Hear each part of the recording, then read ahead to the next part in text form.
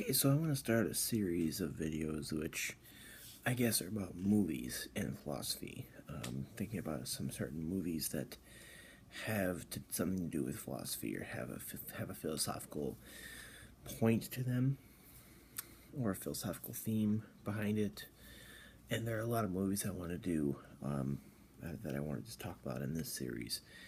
And the one the one I want to talk about in this one is the Truman Show. And I want to talk about a lot of different movies, including Belly, A Clockwork Orange, The Whackness, and a lot of other different ones, including The Matrix. So I plan on doing a good amount of things here in this little series about that. So in the Truman Show, we have Jim Carrey. Jim Carrey plays this person, and Jim Carrey normally he plays in a lot of really funny movies like Ace Ventura or Bruce Almighty, stuff like that. He's really good with funnier roles. However, he's also very good at serious roles too. This is a more serious kind of role. The whole thing of the show is that this guy was born, and basically he's in this fake world. It's on an island.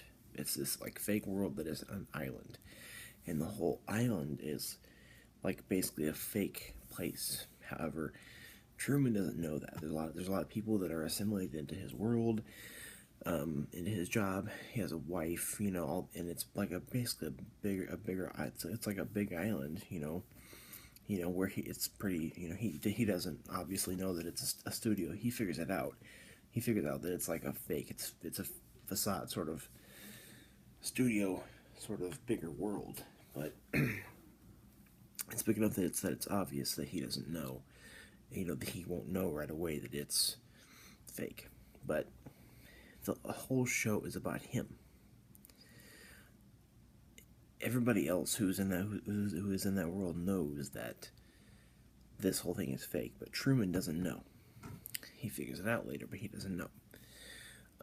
And basically, his father is the producer, and it's a 24-hour live show where it's all about Truman. Everybody's watching Truman. And there are a couple ways. Well, first off, he's sort of thinking that he wants to get out and adventure. He wants to have a adventure beyond his normal boring life as a banker, after his boring life with his wife. He wants to get out and experience something different.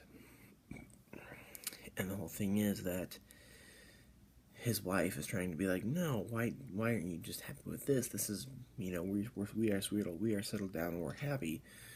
And the whole thing is that he starts to figure it out by, and I won't tell you the whole thing, but he starts to figure it out by when he's driving. He picks up a radio signal of people who are watching his car driving, and they are basically informing other people within the people who are producing the show which road he's driving on.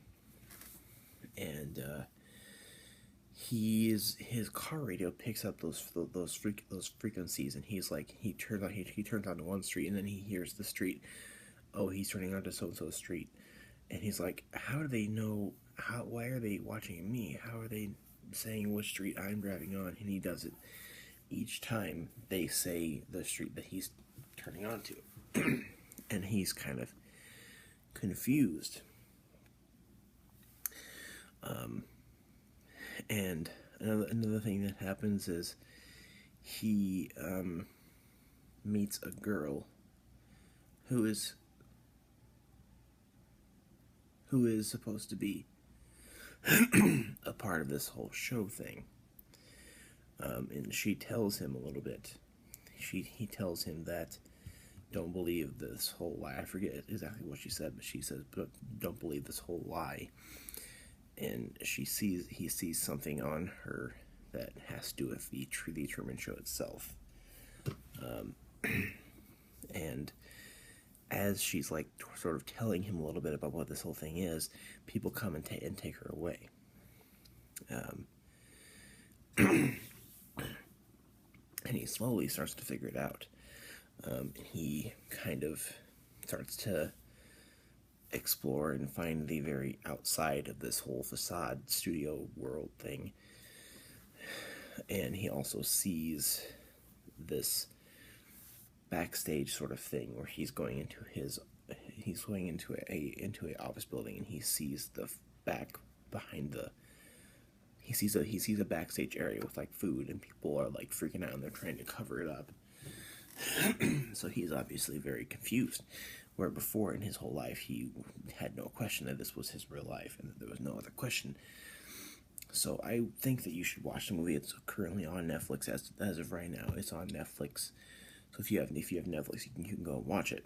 But I want to talk about now less about the plot and more about the philosophical problem behind this.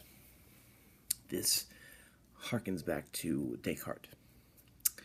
Descartes, in the first meditation of his meditations on first philosophy, talked about how he can't be sure of anything. There's a lot of doubt, and he basically discards everything that he had previously thought about the world, and tries to figure out what which he cannot doubt. That there are a lot of things which he can't doubt, and he sort of figures a lot of those things out. But the first one that he sort of figures out is that he exists. And the whole problem with this movie kind of brings about is, how can anyone know that well, he didn't have any idea that his life is just some show.